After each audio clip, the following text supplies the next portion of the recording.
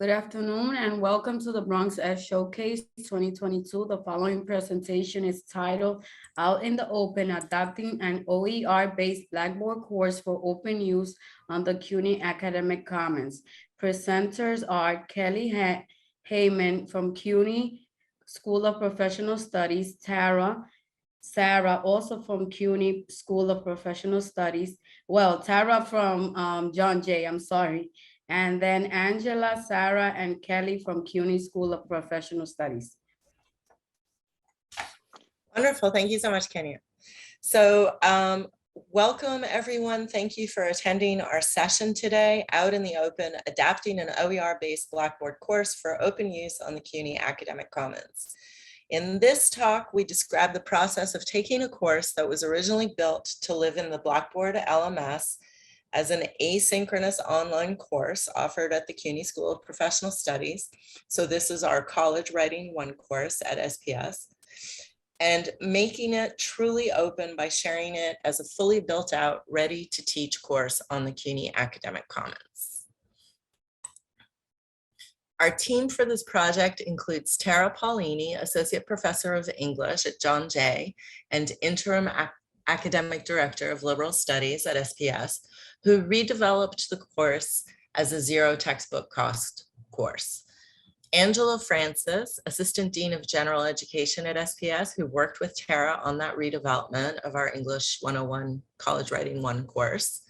Kelly Hammond, a recent grad of the MA in Digital Humanities at the Grad Center with a focus on OER and K-12 pedagogy, who is our OER assistant at SPS, and myself, Sarah Kresh. I'm a faculty development and instructional design manager at SPS, and among my responsibilities, I work on OER initiative projects, including course design and faculty development.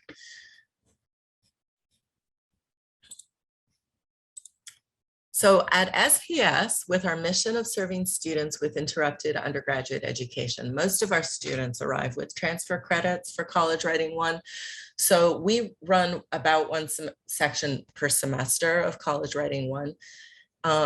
But even though we only run one section, College Writing 1 is a pathways course at CUNY. It's required in every undergraduate degree program, and therefore this is a potentially high impact course for conversion to zero textbook cost. Tara and Angela were awarded a grant through the CUNY Open Educational Resources Research Program from the Office of Research and Library Services in 2019-2020 to redevelop the course and evaluate the impact of the OER conversion. The new English 101 at SPS focuses on scaffolding the processes that lead up to writing a research paper, which in our sequence is the final outcome of English Writing 2. By breaking down the writing process in English Writing 1 or College Writing 1, students have the skills they need for writing research papers in their other courses, even if they don't go on to take College Writing 2. Since teaching 101 this way, Tara notes that every semester there's some student feedback along the lines of, I didn't understand why we weren't writing the paper, but now I get it. So the redesign of English 101 at SPS was an opportunity to revamp the pedagogy of the 101-201 sequence, more than a cost savings opportunity at SPS, as the original 101 course was already ZTC. So some context about the School of Professional Studies is that we almost exclusively offer fully online asynchronous degree programs. So all of our courses are offered through the learning management system, Blackboard Learn. We can share a Blackboard export of the course, but this isn't as open an option as it could be, because first of all, the course is invisible to faculty members who might want to adopt it until they import it into their own Blackboard course shell. Secondly, at other campuses, faculty might not have empty course shells they can experiment with in this way.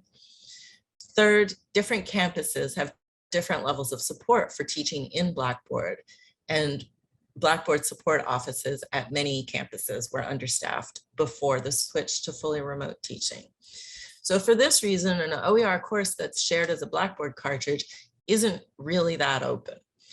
On the other hand, the CUNY Academic Commons allows for public-facing courses that can be indexed in OER repositories and search engines from which faculty anywhere can adopt what they wish, and faculty within CUNY can clone and adopt a course on the Commons and adopt it wholesale or revise it and remix it as they see fit.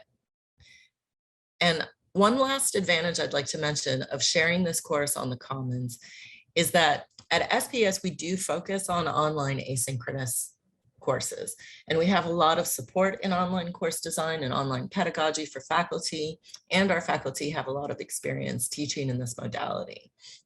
So the College Writing One course that we've translated to the Commons can serve as a template for teaching any course in that modality.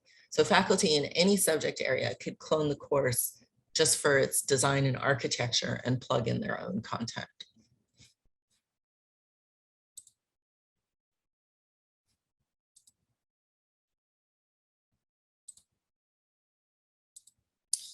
All right, so at this point, we'd love to get some input from you. And I'd invite you in the chat to answer this question. Have you developed, taught, or supported a Pathways course, a ZTC course, a course in Blackboard, a Commons course? What has your experience been? And while we're getting your input on this, we'll get ready to share what the process was like of actually converting this course.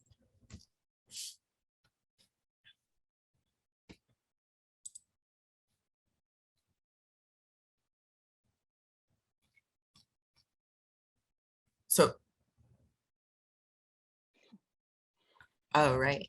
Tara has taught on all these modalities except the Commons course. Trying to model good student behavior.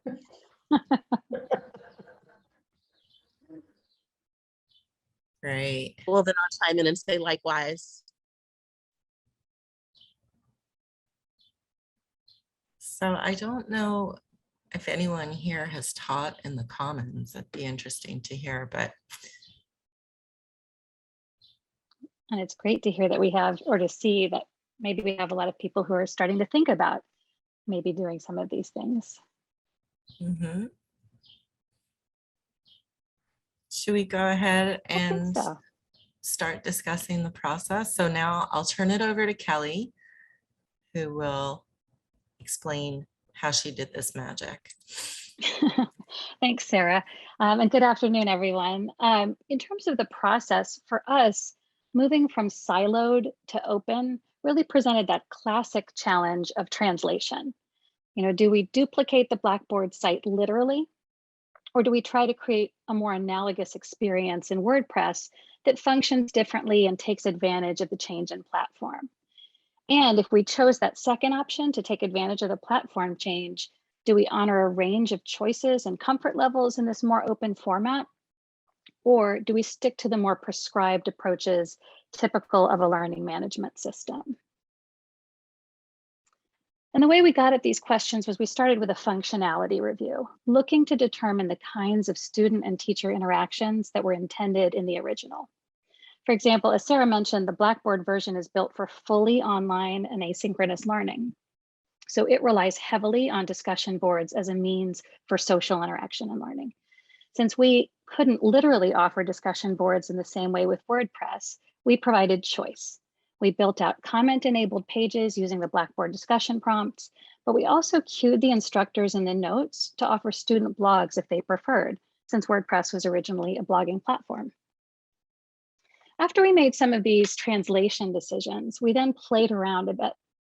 We browsed the Commons for inspiration, which of course, if you've been on the Commons, it's one of the joys and upsides to that more open platform that's not possible in Blackboard, because we didn't want to miss an opportunity that WordPress could provide simply because it wasn't available as a Blackboard feature. So from that, for example, we used a WordPress widget to provide a reassuring instructor presence on every page, which you see on the right-hand image. And in addition to the traditional syllabus file and weekly pages, we adopted a hyperlinked accessible table to provide students with a range of options for keeping on track with the syllabus. As we made these decisions and started to build out the prototype, we really started to experience some of the hurdles that we promised in this session. So we're going to share some of those. But of course, we also experienced some great successes. So we'll share those as well. The biggest hurdle was really for us recognizing and remediating problems in accessibility that exist on both platforms.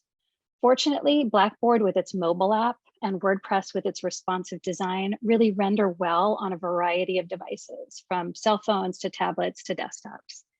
And the original site was also built with very few images, most of which were decorative.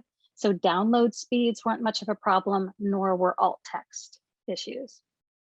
But as we built out the site, we realized that we need to translate items like the Blackboard rubrics that are native to Blackboard and are not accessible into accessible PDFs, and that we need to provide a range of site navigation options to avoid what can be very hard to manage drop-down menus for some students. The other big hurdle was thinking through how to communicate with instructors in the open format. In Blackboard, for those of you who have taught with it before, you know that items and announcements can be built to be visible to instructors, but hidden from students. And in WordPress, that option exists only if an instructor knows to check the back end for hidden pages. And that can be a real challenge, especially if you're just browsing a course on the Commons. And further, we built the site to be super transparent and easy for students to navigate, putting information in many different places. But in this iteration, we've made it fairly complicated for an instructor to make changes because they need to make changes in those multiple places as well. For example, right now, if an instructor wants to make a change to the file that is the syllabus file, they also need to make that change in the course schedule page and the weekly pages as well. But fortunately, this communications problem that we were a little bit worried about in terms of how to help instructors on the Commons adopt and adapt the course actually led to one of our greatest successes. And it's one that we really hope to replicate in upcoming course translations. Let me share with you what that great success for us was. On the site itself, we have now provided a private for instructors page that's available once the course is copied. It includes a classic course intro authored by Tara that really helps users understand the scope and goal of the course.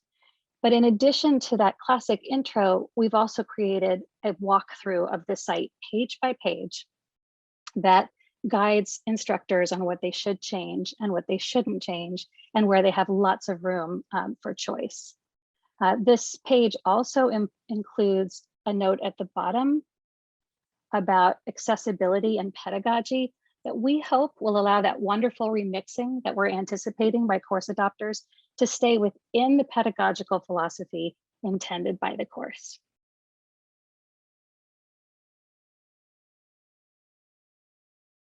Another huge success for us has been the nature of the collaboration.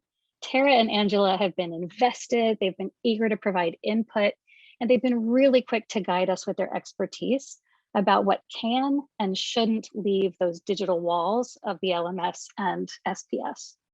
For example, Tara pointed out that we shouldn't be publicly, openly sharing the student samples, that those should probably stay within the college with which the course was designed. But they also helped point out for us things that should not only be shared, but should be flagged to be reshared. For example, the developer credits, and there's also an assignment attribution to a colleague of Tara's for one of the major projects. And both were super thrilled with the automatic CC by NC SA license on the Commons, because it really embodied for them the way they wanted this course shared, as openly as possible, but with that extra protection of non-commercial and a request to share alike. And then, of course, a success that always happens with these kinds of translations is simply getting a second set of eyes on a course. I personally, I don't know about all of you, but I wish that I had that with every course that I've ever taught. So like all open endeavors, multiple eyes means multiple opportunities for improvement. In this case, with the open college writing, we were able to do a little housekeeping, fix some broken links and typos, point out some inconsistencies, and fix the rubric issues that we had mentioned before. We were also able to comment on opportunities for open, trauma-informed, and anti-racist pedagogies, such as rethinking late policies, offering a little choice, and finding sources from a wider range of diverse voices and bodies. As we were sharing these successes with each other, Angela mentioned a great benefit as well. And she mentioned, and here's her literal quote, I loved it so much I typed it while she was speaking. She said, "We said in the grant description that we'd make the course available across CUNY as a Blackboard export. And the work here makes it even more open than we'd promised or hoped." And I think that's such an important point as we consider the role that funding can and should play in balancing out labor concerns with OER development. So now our biggest and next hurdle is planning for the future. We're really eager to get this template out in use as a Blackboard cartridge as a common site, both for instructors of College Writing 1 across CUNY campuses, since it's a Pathways course, and also as a model for what we hope will be more Commons courses. We have the WordPress export and Blackboard cartridge open on CUNY Open Ed. I'll show you a quick picture of that. So anyone can come here and grab the Blackboard cartridge or the WordPress export file. And Lori Herson has also been kind enough to feature the WordPress site on several spots on the Commons, including the OER Showcase page. Of course, sustainability is an issue for all OER. So we also want to put in place a process for ensuring that revisions to the course at SPS also get implemented in the Commons version of the course. And we're hoping that, as cued on the instructor information page, adopters and adapters of the course also, let me hop back to my slides there, sorry about that. We're also hoping that people who choose to use the course and remix it will share their innovations so that we can review and incorporate those changes and make them part of our development site as options for future instructors. Each of these future needs will need to inform one another. As use will lead to remixing, which will lead to updating and then resharing, and then the cycle will continue again. Sarah, I'll turn it over to you for some of our team big takeaways. Thanks, Callie. So what I wanted to share in terms of the takeaways is that there's a, the overall takeaway is that it was a big investment to translate this course onto the Commons, but it's worth it because it serves as a renewable resource in a lot of ways. So it was a big time investment to translate the course. Because the content and pedagogy were fully realized, that time investment was really for the design and architecture of the course in the new platform. But still, the first time you do that, that's very time consuming. And in our case, this was only possible because we had support from the New York State OER Initiative funding. We were able to hire Kelly and give her time to dedicate to this project.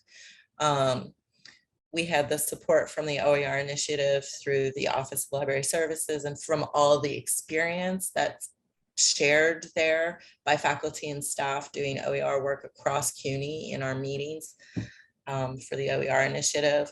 We had administrative support. So we have a champion of OER at SPS and our Associate Dean of Academic Affairs, Jennifer Sparrow, who supported us going ahead and devoting the time and energy to this project. At the School of Professional Studies, we're really fortunate that we have a lot of Blackboard support. We have a lot of instructional design support.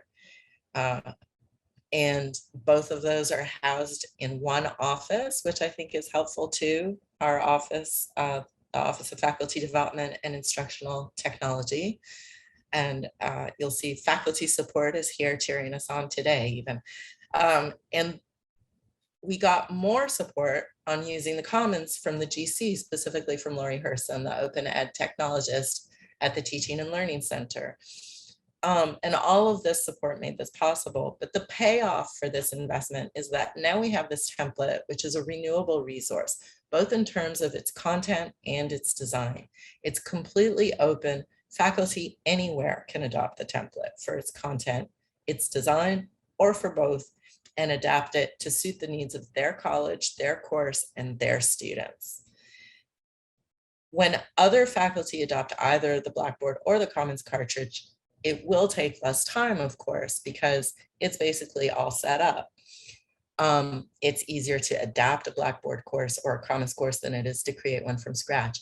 But they will still need time and or money for the labor involved in support of their administration and technical support.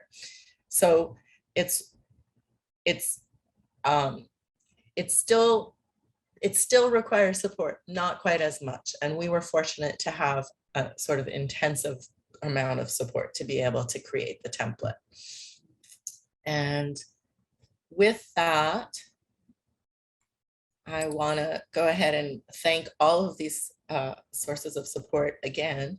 So the original development of the OER College Writing 1 course was made possible by an Open Educational Resources Research Program grant in 2019-2020 to Tara Paulini and Angela Francis, revising and assessing an open access college writing 1 course.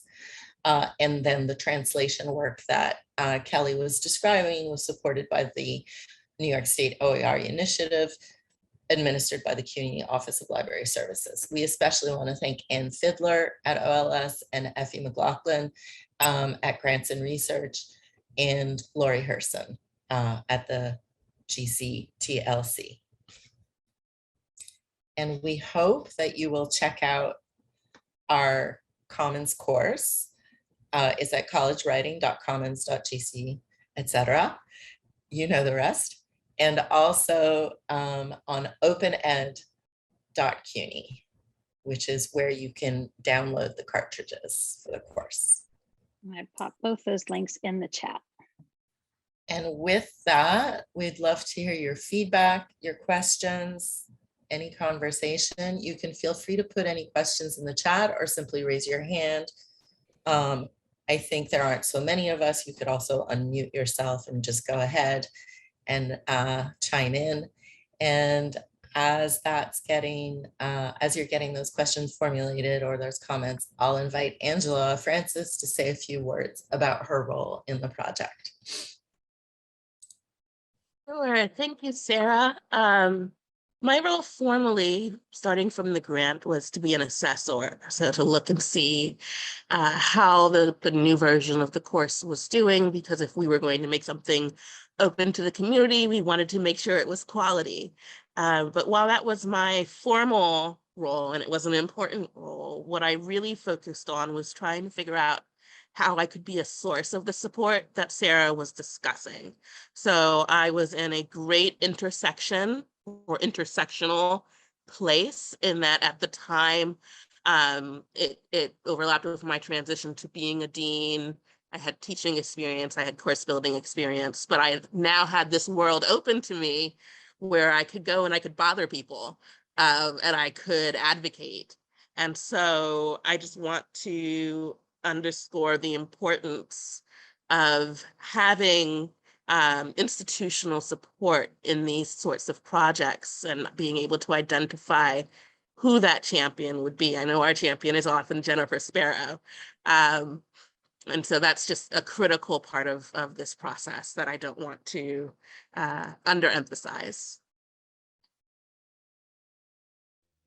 And if I could just add, as the developer of the course, coming from a different institution, it was really important for me to have someone like Angela there as a resource, because I knew a certain amount of information because I'd been teaching for SPS, but I hadn't been an administrator in SPS. So I didn't know, all of sort of the background information about who the students are and what did their future courses look like, what kind of writing demands are in those courses. And having Angela as a resource for all of that information was really helpful to me, because then I could think through not only what I imagined would be good for the students based on my own experience, but I could also think about these larger picture issues and kind of more larger data issues that really impacted the way that I designed the course, because although I've taught this course for years at John Jay, this is not what it looks like at John Jay. It's quite different.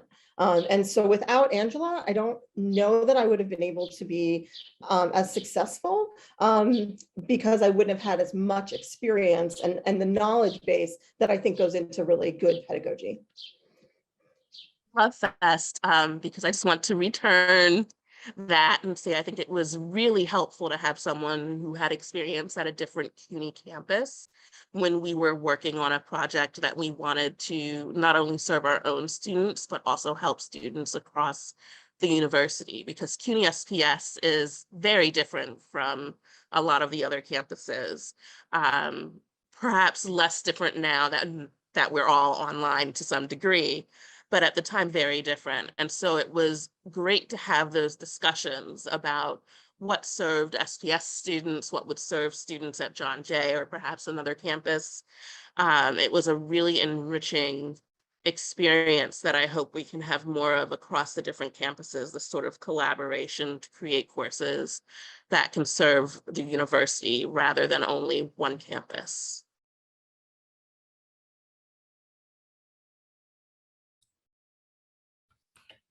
So I see we have some time left for discussion. I don't know if anyone else wants to jump in or has any questions or comments or has worked on some similar project of building out an OER course using some of Can I ask a question to you and Kelly that I don't think I've gotten to bug you about yet?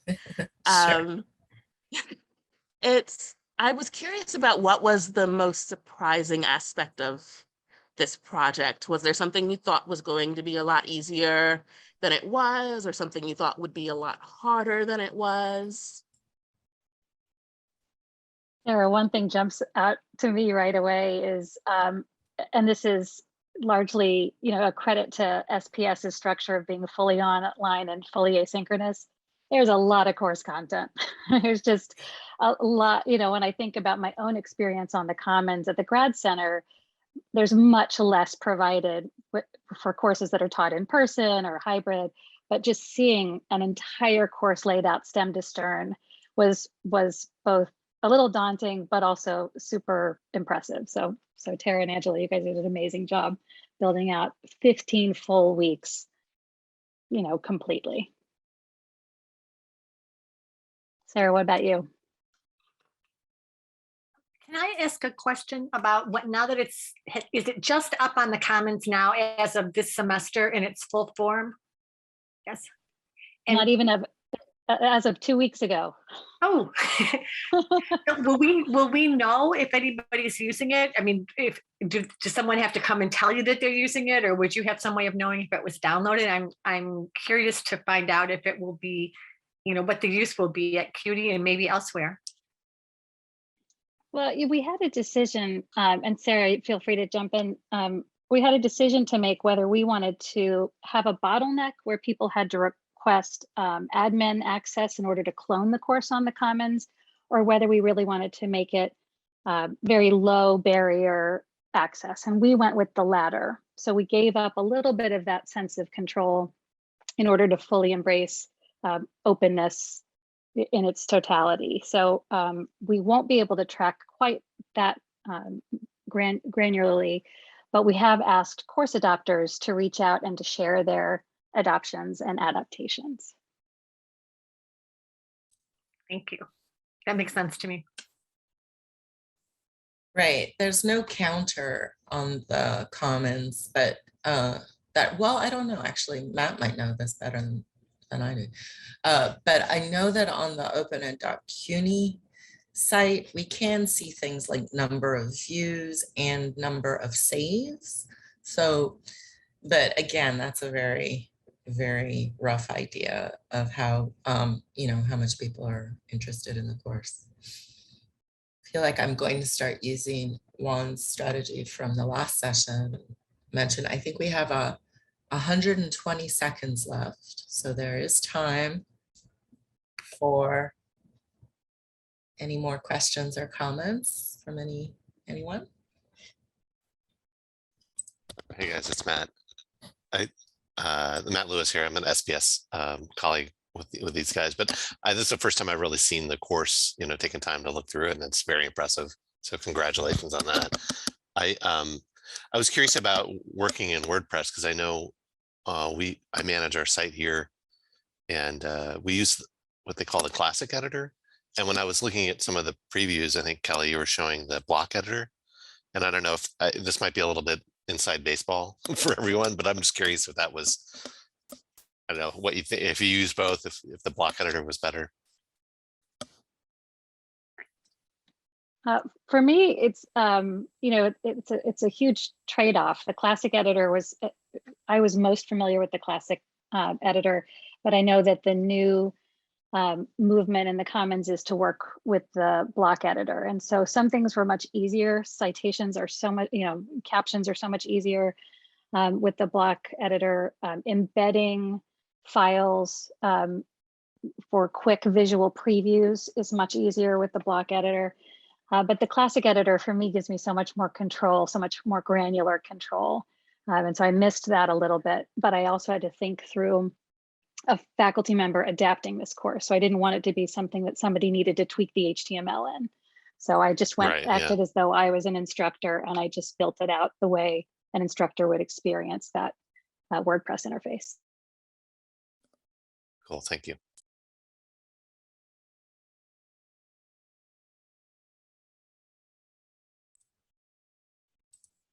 So I think can you confirm our session is to 1:45? Yes, sir. Sharon is, just finished, yeah. Well, I just want to thank everyone for attending. And if you have any questions about this at all, feel free to get in touch with us. How should we do that? How about you can just do it this way. I'm Sarah Kresh at cuny.edu.